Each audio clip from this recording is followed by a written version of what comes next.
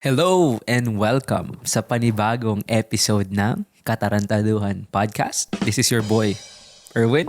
It's your girl, Isabel. Katatapos ko lang maglabas ng sama ng loob off cam. So, yeah. Ready ka na dito sa kumpisal? Yes. Anong hula mo sa kumpisal natin this time? Wholesome? Maiba naman? We'll see. So, yun ang bet mo? Not really. Okay. Confession. Grace in the waiting. We met in 2021 sa isang dating app. Akala ko, no big deal lang. Just chats to pass the time. Pero hindi ko alam, yun na pala yung simula ng something real. We started talking, texting, calling, hanggang sa halos gabi-gabi na kaming magkausap. From strangers behind the screen, naging parte na kami ng daily life ng isa't isa. He's 25 years old, employed, driven, and a true man of God. Marunong maggitara, piano, at drums. Music was not just a hobby for him. It was his way of worship. He was sincere, patient, at laging kalmado. Parang laging may inner peace. I'm 24, fresh out of school, unemployed, a little lost and mostly bored with life. I was impatient, stubborn, and if I'm being honest, completely different from him. Kung siya ay parang dagat na kalmado, ako yung hanging hindi alam kung saan pupunta. Pero kahit ganun ako, he stayed. By February 2022, we made it official. Sweet chats, random voice notes, deep conversations, and I miss you and I love you texts na nagpapakilig. Kahit sa tawag yung humor, damn, it's giving. Pero kahit gaano ka sweet, hindi nawala yung sakit ng LDR. Long distance relationship, totoo yung sinasabi nilang mahirap. Masaya, pero may kasamang sakit. There were moments we wondered, is this worth it? Kaya pa ba? Kaya ko ba? Days when silence felt heavier than distance. And one of those scary thoughts, what if hindi kami ang para sa isa't isa? Pero kahit ganun, he waited. We kept praying. He reminded me always, kapag si God ang center, hindi mo kailangang magmadali. April 2023, finally, nagkita kami sa Baguio City. Doon ko siya unang nakita in person. Kinakabahan ako, sobra. Pero nung nakita ko na siya, smiling, walking towards me, parang lahat ng takot ko nawala. Hindi lang kilig yung naramdaman ko, it was peace, it was home. Pagkatapos ng pagkikita at pagsasama ng ilang araw, malungkot na naman. Pero that did not stop us. We kept waiting, kept choosing each other. It was not always romantic. There were disagreements, doubts, and growing pains. But there was also laughter, growth, and forgiveness, and the kind of love that quietly says, I won't ever give up on us. After a year, he proposed. Walang engranding setup, walang flowers or candles or crowd. It was just us, in a room, simple, tahimik, pero sobrang espesyal. He looked at me and said something sincere, something only my heart needed to hear. Then he asked the question, no fanfare, no spectacle, just love. Sino ba ako para humindi sa gwapong tulad niya? Ay syempre, I said yes. While preparing for the wedding, something changed in me. Hindi dahil sinabi niyang magbago ako, but because I wanted to grow. I wanted to become a better version of myself. I became more patient. Natuto akong maghintay, manalangin. I started becoming a woman of God too. Mas thoughtful, mas loving. Hindi ako nawala, pero unti-unti lumabas yung version ko na mas maganda, mas buo. And now, finally, we're married. Not because we had it all figured out, but because we trusted something bigger than us. Because we believed in God's perfect timing. Yun ang confession. Tapos na? Yes. Naghintay ako na may mangyayari. Hindi ko alam kung bakit. Masyado ako nasanay sa ibang confessions. Sa confession na merong mga plot twist. Kinakabahan ako actually eh. Sabi ko may mangyayari dito. Every time may bagong step ka na sinasabi, sabi ko, malapit na, malapit na. Mamaya kasi, ibig ko sabihin, hindi mo na pinakinggan yung buong kwento dahil nag-aantay ka lang nung Hinihintay ako putang na. actually. Asan yung plot twist dito? That's so cute! Yeah, ang ganda ng title niya though. Actually, let's talk about it. Grace in the Waiting. Like, Yeah. bilang tao, normal sa atin yung masyado tayong impatient. True. You know? Minsan talaga may mag-walk sa sa buhay mo na ituturo niya sa'yo kung ano ang epekto kapag nandyan ang Panginoon. True. Sa inyo ni paring Eman, sino yung ganun? Tumatawa Kala ka. ko pareho kaming walang ganun eh. I mean, ewan ko, hindi kasi kami super religious, pero Yeah. naniniwala naman kami. I feel like si God naman ang center ng relationship namin. Pero hindi lang kami like very vocal About about it. it. Yeah. Pero kasi I feel like nung nag-usap tayo dito nila paring Emma nung kinuwento niya yung struggles niya sa school, nung bumalik siya sa school, parang sinabi niya, doon ko masasabi na pag sinabi sa'yo ni Lord na dito ka, wala kang magagawa. Yeah. Parang ganun yung naiisip ko dito sa confession na to na yung guy, sobrang wholesome niya daw. I know. Sobrang kalmado niya. Nakakatakot. Bakit naman? Hindi ko alam. Feeling ko lang pag sobrang wholesome, kakatakot. Parang sobrang green flag, hindi ka makapaniwala.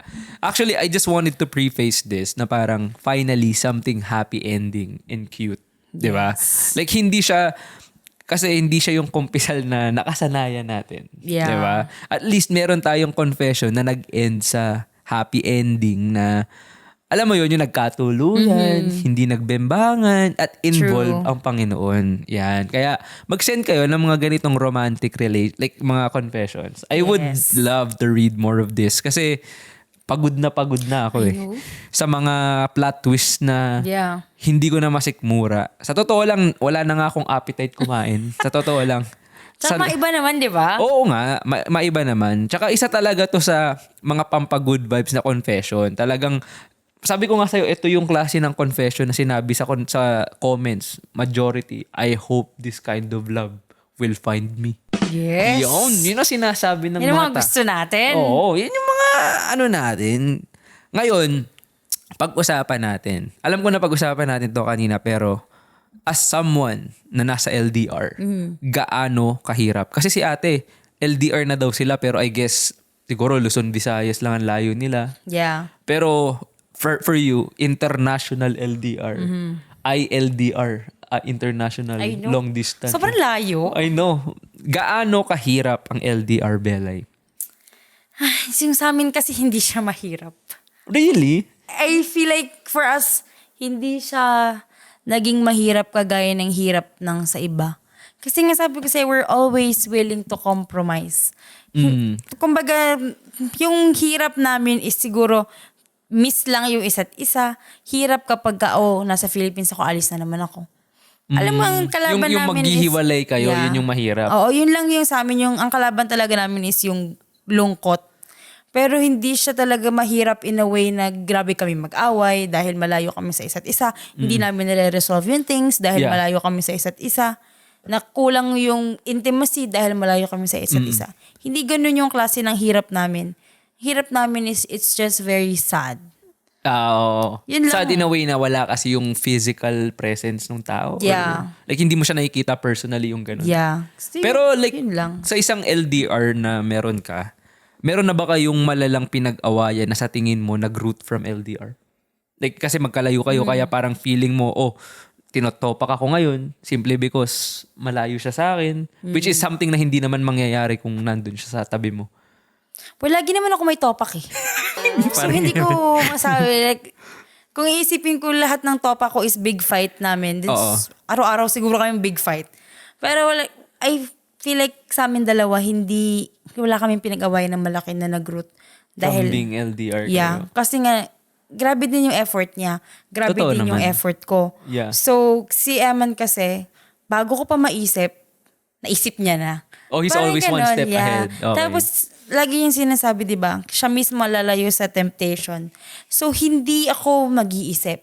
Ganun kasi siya mag-isip na, hindi ko to gagawin para hindi siya mag-isip. Oo, yung trust Yeah. na Kahit factor. pa, kumbaga, alam ko sa sarili kong wala siyang gagawing masama, hindi siya lalapit Oo, sa situation na yun dahil alam niya na baka ito ang isipin niya. Ganun kahit siya na eh. hindi naman niya mag-a-act on dun sa temptation Kahit hindi niya gagawin yun, Oo. basta feeling niya, iba yung maiisip ko Oo. or mag-iisip ako because malayo ako. Yeah. Hindi niya talaga gagawin. Ganun siyang klase ng tao eh. Yeah, that's good. Tanungin natin yung pinaka-common na I feel like nagka-come up when it comes to LDR kasi nga physically hindi kayo magkalapit, walang physical presence. At any point, nagkaroon ba nung parang, let's say, nag-iselos ka sa ibang tao or siya nagsiselos sa ibang tao? I feel like si paring Eman meron eh. Oo, meron yun. Yeah, oo. Yeah. Pero ikaw, kay paring Eman, Kasi puro kambing kasama niya eh. Paano ko naman pagseselosan yun? Mga baka, guys, ganun kasi siya. Yeah. So, medyo mahirap magselos sa part ko. Pero siya, sabihin ko na ng kanya, yan, nagsiselos siya. I think it's because yung sa pinagkaselosan niya that time, hindi naman talaga dahil nagsiselos siya dahil wala siyang tiwala sa akin. I feel like nagsiselos siya kasi yung taong to, kayang gawin to para sa akin because he's here.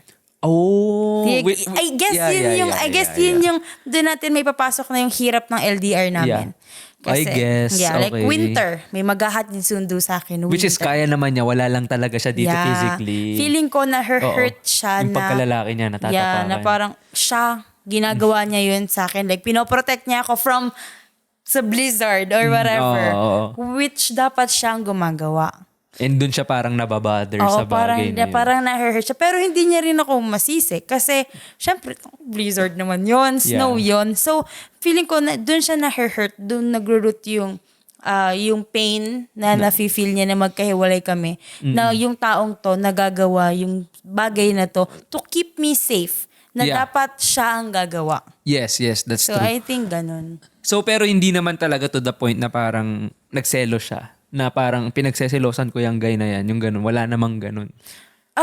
Nagsiselos siya dahil nga ganun. Pero wala naman nagsiselos ako dahil Like may ginagawa kayong kababalaghan. Kumbaga nagsiselos siya kasi nagugustuhan mo yung guy. Hindi Yeah, naman hindi ganun. naman ganun. Oh, okay. I think maintindihan ko si paring Eman on that end kasi he's a parang ang mindset kasi niya sa pagkakilala ko sa kanya is like he's a provider type of guy. Yeah. So as much as possible, gusto niyang ibigay lahat ng comfort sa'yo. And hindi niya lang magawa kasi nga wala siya dito. Oo. Actually, that's so cute. And honestly, Kasi ako. Sobrang ganda kasi. guys, i-rate nyo 1 to 10 si Bella eh. Pag nag-rate kayo lower than 10. Sabi ko Lower than 10. Puta, walang choice ah. Sinasabi ko sa inyo. Actually, kapag kailangan nyo ng LDR advice, dito kayo lumapit. And believe ako sa relationship nila. Like, sa LDR and how they make it work. It's tough. Hindi ko pa nasubukan mag-LDR pero just knowing yung nakikita ko sa kanila, it's so nice. Like, yung dynamics, lahat. So, that's really good. And ang center din ng relationship nila is kambing. Kambing. Actually. Actually, pag-usapan natin to. When God is the center of the relationship, sobrang ganda ng dynamics. Why do you think that is? I think it's because yung values nyo na-align dahil alam mo yung teachings ni God. I feel like uma-align dun eh. Kasi pagka naniniwala ka kay God, pag ginawa nyo yung center ng relationship niyo si God, hindi ka kasi makakagawa ng like kasalanan. I mean, hindi naman hindi makakagawa ng kasalanan. What I mean is parang lagi kang may second thought sa utak mo. And I feel like i-guide ka talaga. Kasi that happened to us, honestly. Really? Okay. Yeah, like, kailan ba yun? I think 2019, something like that. Ginawa talaga namin like center si God. Like talagang God kami that time. And ang time na yun, ang ginawa din naming saint. Parang may saint kami sa relationship namin. Saint Padre Pio. Ah, okay. Si As Padre in, alam Pio. mo, bestie nung time na yun, talagang feel ko nag-guided kami. Like, Yeah. I don't know how, and I don't know kung bakit, pero I just know sa heart ko na ginaguide kami at that moment ni God and ni Padre Pio. And And it's pumasok lang just, siya. hindi mo lang talaga ma-explain eh, di ba? Even si Padre Pio, like, bakit si Padre Pio? Out of nowhere, yeah. Pero talagang feel ko that time. Yung presence. Talagang guided talaga kami. Yeah. Like lahat ng ginagawa ko, I always think about like, si God, ganito, ganyan. And I think talagang umaano lang siya. Tawag doon, parang nagfo-flow lang siya. Yeah, parang lahat ng ginagawa mo parang it just works out without you even trying. Yeah. Yeah. Hindi naman talaga sinasabi na center si God in a way na lahat talaga susundin mo. Oo. Hindi ka gagawa ng kababulaghan. Hindi naman ganon. Hindi, ibig sabihin ko lang, center si God ng relationship nyo in a way na it just flows. Like a godly type of relationship Yes. na parang ibibase mo dun sa teachings. Yung mga ganun. Based lang ha. Yeah. Hindi Literal. Hindi talaga totally follow. Yeah. I mean, kasi human nature pa din, makasalanan ka pa din naman. So, actually, looking back at this, yung when having God at the center of relationship, ang ganda niya kasi, at the start of confession, si ate girl, yung typical human nature, overthinker, fearful, negative thinking towards Yeah. everything. Yung wala siyang trust. And then, pumasok tong si guy na man of God. Yeah. You know how like, parang, sa akin kasi parang, hindi naman sa, tulad ng sinabi mo nga kanina, parang sobrang unexplainable na pag pumasok yung presence ni Lord, it's something na you have to feel na hindi mo mapuput into words. Yeah. Na talagang tulad nitong sa confession, si ate girl, nagbago lang siya. And she became the better version of herself just because ang nagturo sa kanya is yung partner niya. Yeah. Yun yung ibig ko sabihin. And like, I guess, like for someone na ngayon na parang kakakasal lang, parang sobrang lagi kong pinagpipray na laging sabi ko, Lord, guide us and I want you to be the center of this marriage. Yung ganyan. Kasi I feel like totoo yung sinasabi mo na sobrang smooth lahat. Yeah. Na there was a time na I was worried about saving money for the wedding. And I just like, Lord, kayo na bahala. Not a single day throughout the time na nagpe-prepare kami, nag-iipon, na I had to worry about money. Kasi parang alam mo yung iniisip ko na ito yung mangyayari next month. Yeah. Saan ko pupulutin tong perang to? And the next thing you know, Oh yeah. na-solve na. God provides. Exactly. Like, sobrang dun ako believe And like, I mean, guys, hindi naman namin to gustong gawing podcast to like parang, let's say, parang i-convert kayo or anything. It's just more of us trying to provide like parang yung experience namin. Yeah. And I feel like it's up to you to, if you're a believer or not. Pero coming from us na believers and actually examples na nakaramdam nung ganong klase ng blessing, I think this is a good way of us actually telling yung experience namin para rin kung hindi kayo naniniwala, Yeah. you can try and see it for yourself. Yung ganon. And I think sobrang ganda nun na laging rin sa akin pinapayo noon na when it comes to relationship, wag na wag niyong gagawing center ng relationship niyo is pera. True. Kayo, Bakit? Hindi naman namin center yun ha. Nasa gilid yun. Katabi nung center. Yeah. Ito nga, pero towards the end, napansin din ba, like towards the end, napansin mo ba na si sender, nag-iba na? Like sabi niya, I started becoming a woman of God too. Yeah. Natuto akong maghintay, manalangin. Which is, I think, why yung title niya is Grace in the Waiting. And yung pinaka talagang favorite ko dito is yung Because We Believe in God's Perfect Timing. Like, naniniwala ka ba dun? Naniniwala talaga ako sa God's perfect timing. Ano yung mga certain times na as humans kasi we want something right away? Yeah. Yung mga Quick. 'Di ba? Like ano yung mga sa tingin mong nangyari sa like sabi natin in the last few months na sabi mo I think na namomroblema ka, for example, hindi ka magka-work. Yeah. Hindi ka makakuha ng lisensya. Unang-una na lang, yung Canada ko na lang. I was refused the first time. At yun, pinagnunovena ko yun. Dinadasal ko yun every day. As in, lagi. And you always have this question na, why not? Why not? Yeah. When? Alam, isip ko pa, bakit si ate nauna? Ako Ikaw nauna So, alam mo, papaisip ka, like, why? Ako, student ako. Legit akong mag-aaral. I don't even wanna stay. I just wanna study and then go.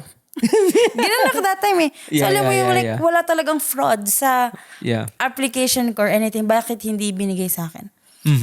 Eventually, binigay. Tapos, alam mo, minsan, isip ko, tama ba na ibinigay? Alam mo yun, parang... Napapa-question ka naman ngayon. Ngayon naman, napapa-question naman ako. So, alam, parang, for me nga, alam mo yung, feeling ko talaga may perfect timing si God. Laging, tapos naisip ko din ito, kasi, nung na-refuse ako that time, if hindi ako na-refuse nun, hindi ako makaka-uwi the moment na kinailangan ako ni Ninang that time. Oh, di ba? So, alam mo yun, sasabi ko, it's just so perfect. Kasi siguro, kung that time na-approve ako, nung time na kailangan ko umuwi ng Philippines, out of status ako. Hindi ka papayagan. Hindi ako papayagan or hindi na ako makakabalik. Pero That's- because na-delay ako ng 1 year ako na-delay nun eh. I was able to go back when they needed me to the come most. home. Yeah.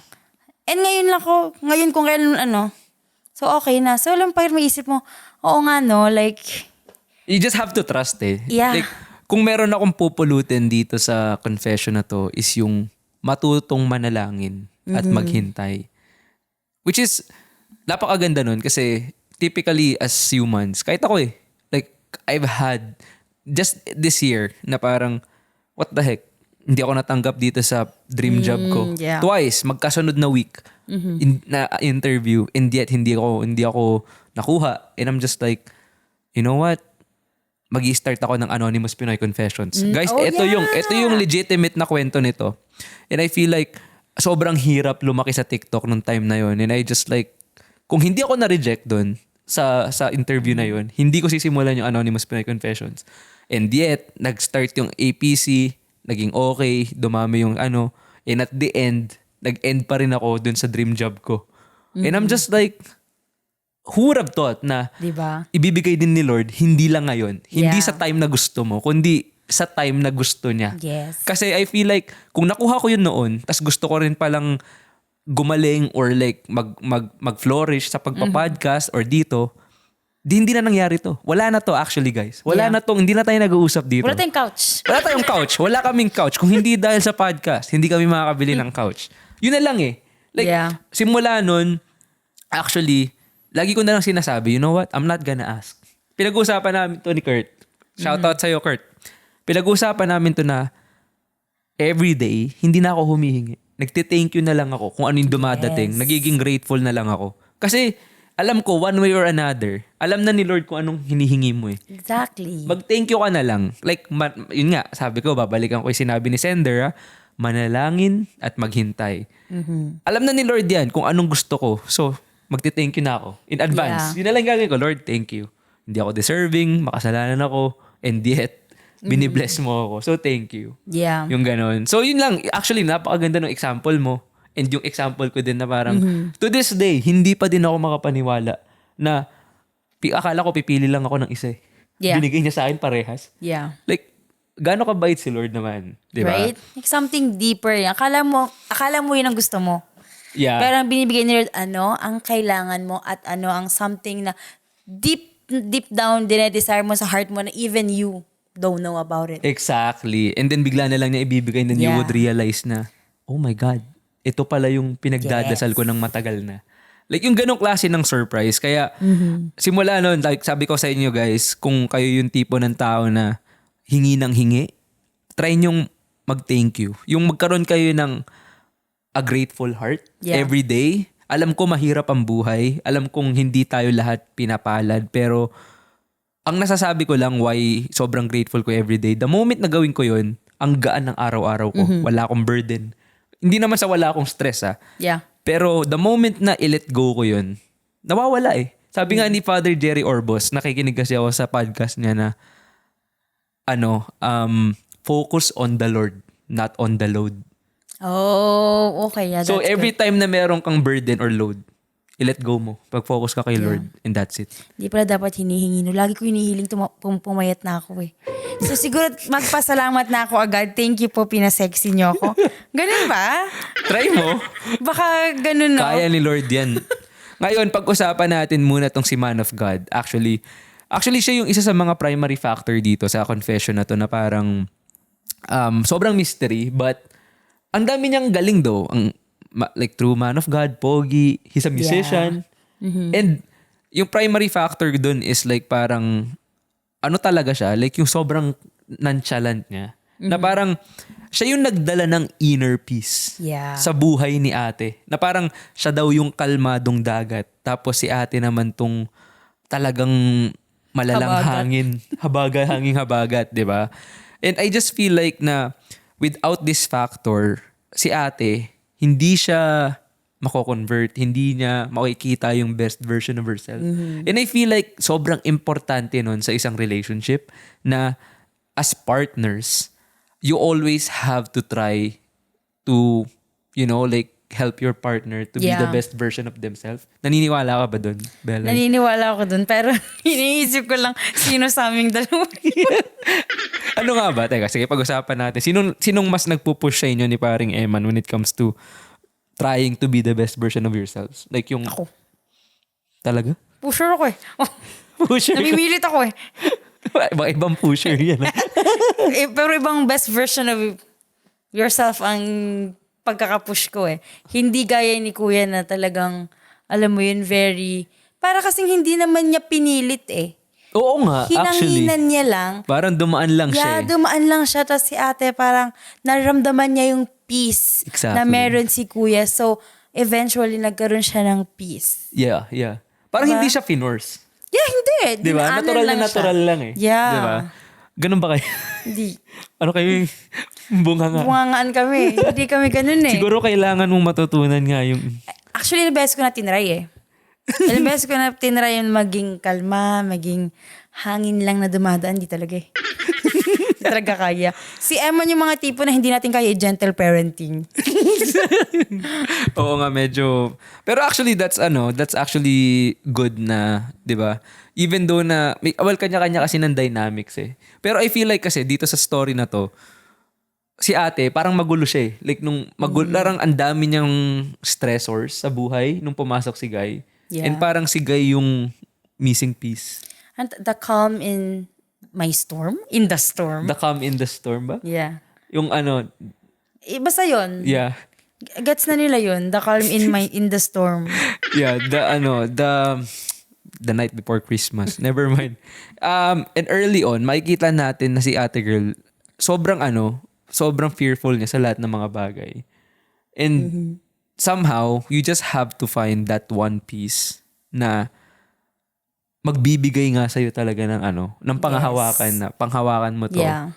And everything will be Yeah. okay. Kasi nakita niya na eh. Nakita niya Yeah. na pag ganito, ako pag ginawa kong center, let's say, ng buhay ko si God, pag ginawa kong kalmado ang life ko, magiging kalmado din. Like parang, alam mo, nakikita niya na yung resulta Yeah. dun sa isang Yeah. tao. Yeah. So parang, alam mo, eventually parang, I want this peace. Gusto ko yung peace na Nararamdaman niya. Actually, that's true. Di ba? Actually, yun yung gusto ko rin palang i-touch base na parang may certain type of peace na meron ka sa buhay mo na despite all yung chaos na nangyayari sa buhay mo na hindi ko alam kung paano i-put into words na alam mo yung sinasabi ko, alam mo yung pinagdaanan ko, right? But even then, lahat ng pinagdaanan ko na yun, I have this certain type of peace na I'm okay. Yeah. Kahit maraming nangyayaring magulo sa buhay ko. And That's yet, I feel like I owe it all to God. Yung ganon. And I feel like ito yung exact na parang sinasabi niya dito eh. Yung ganon. Yeah. So, parang nagigets ko siya doon. So, punta tayo dito sa takeaway natin. Grabe, una sasabihin ko, sobrang ganda nung love story na to na parang it all happened because of God. Yes. And try nyo din sa mga laging nag-aaway dyan, on and off ang breakup, maybe it's time to rethink kung sino ba or ano ba ang center ng relationship nyo. And siguro, if there's anything na I'd really just wanna say here is, let go and let God. And yung another thing is, don't focus on the Lord, not on the load. Ikaw, Yes. Ate Belay. Sobrang godly niyan. Parang hindi ako ang right person para magsalita. Okay lang yan. Makasalanan Char. din kami. Huwag ka mag-alala. Well, yeah, alam mo, super ganda nung confession na to. Yeah. Isa to sa pinaka magagandang confession. Kasi puro naman kabastusan yung iba dyan. So, alam mo, isa to talaga, feeling ko kailangan to ng viewers natin eh. I know. Itong type It's ng confession na to, I feel like... conversion. Kailangan ng conversion. Yes, minsan kailangan natin yung mga ganito. Anonymous Pinoy conversion. Yes. Kailangan yun ng ganito. So, talagang, I'm very happy for them sa Yeah. kung ano man. And I hope, ako din. Soon. Yeah. Well, I hope talaga like yung mga relationship ngayon, even yung mga tao lang na naguguluhan sa buhay, Mahanap niyo yung peace. You can come to the Lord. Kung sino man Lord, kung sino man God ang inyong tinitinan, kung meron o wala, I just hope you find peace within yourself. That's nice. And So, be the peace to that others. everyone needs, yeah. Yes. Anyway, thank you guys dito sa pag-tune in sa napakagandang confession na to. And until next time, this is your boy, Erwin. It's your girl, Isabel. Peace!